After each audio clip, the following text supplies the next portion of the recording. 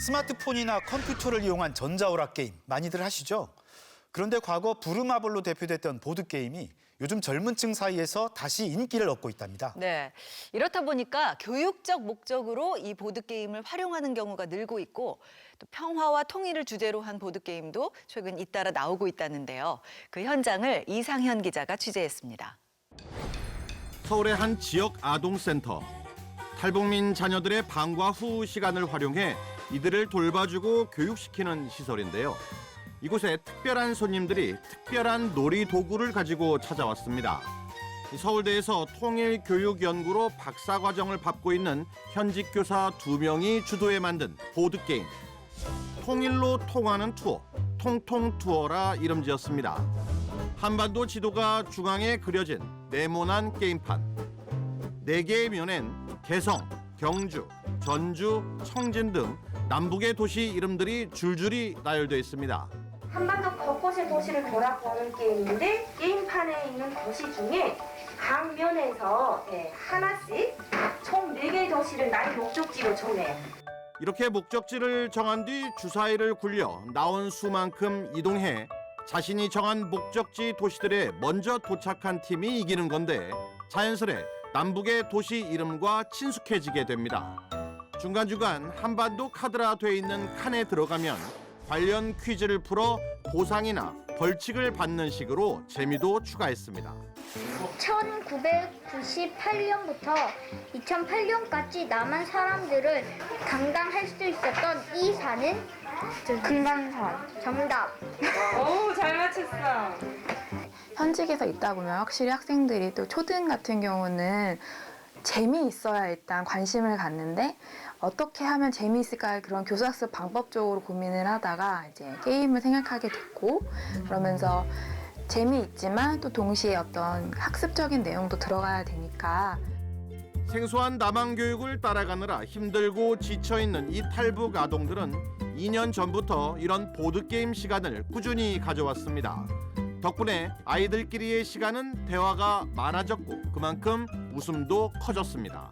저녁 한 7시부터 8시, 8시 반까지는 보드게임을 해요.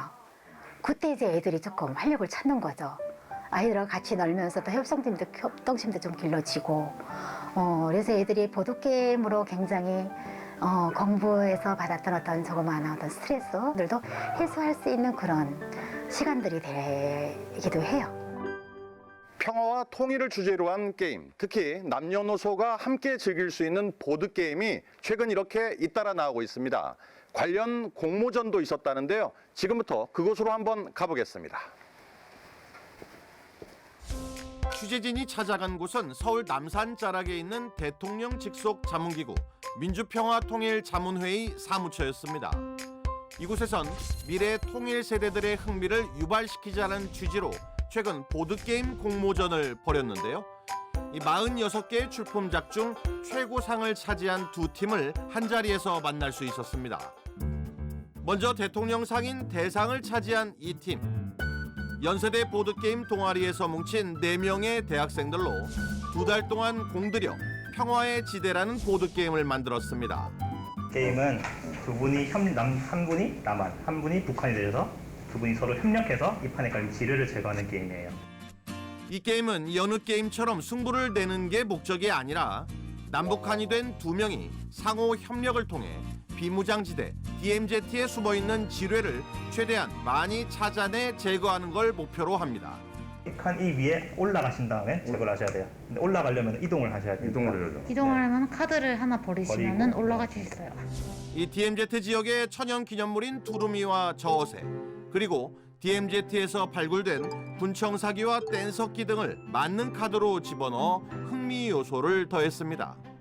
아무래도 평화통일을 만드는 게임이다 보니까 북한과 남한이 서로 협력을 해서 게임을 하는 것을 목표로 뒀고 그래서 남부통신소라는 특수한 기구를 설치를 해서 무조건 카드를 교환을 해야만 이 게임을 해결할 수 있는 방법으로 구성을 했습니다.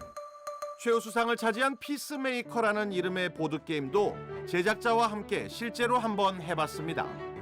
게임 참여자 각자가 정당을 이끄는 정치 지도자가 되어 평화 통일을 위한 정책들을 추진하는 건데 이 분배받은 정책 카드를 단계별로 써야 하고 정부 예산을 초과하게 되면 부결되기 때문에 예산에 맞춰 정책을 추진해야 합니다.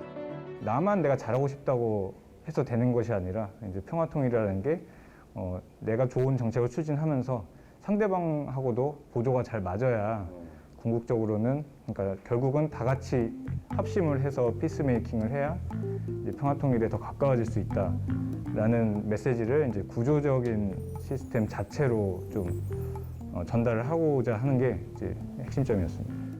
이 보드게임은 승부를 냅니다. 이 성공한 정책 카드마다 점수를 매겨 더 높은 단계의 정책 카드를 더 많이 등록한 사람이 이기게 되는데요. 이변이 일어났습니다. 저는 13점. 8점이요.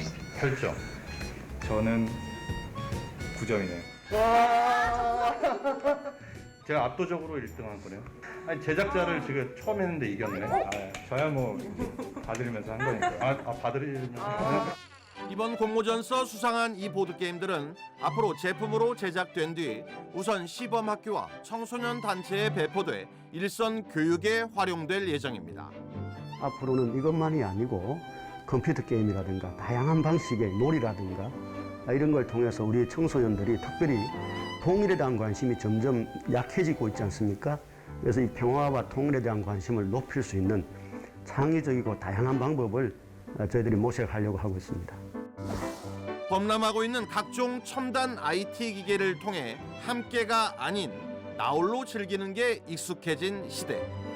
그런 시대에 무언가를 손으로 계속 만져가며 함께 마주보고 대화를 해야 하는 보드게임은 이젠 평화와 통일을 향한 밑거름으로도 주목을 받고 있습니다. 통일전망대 이상현입니다.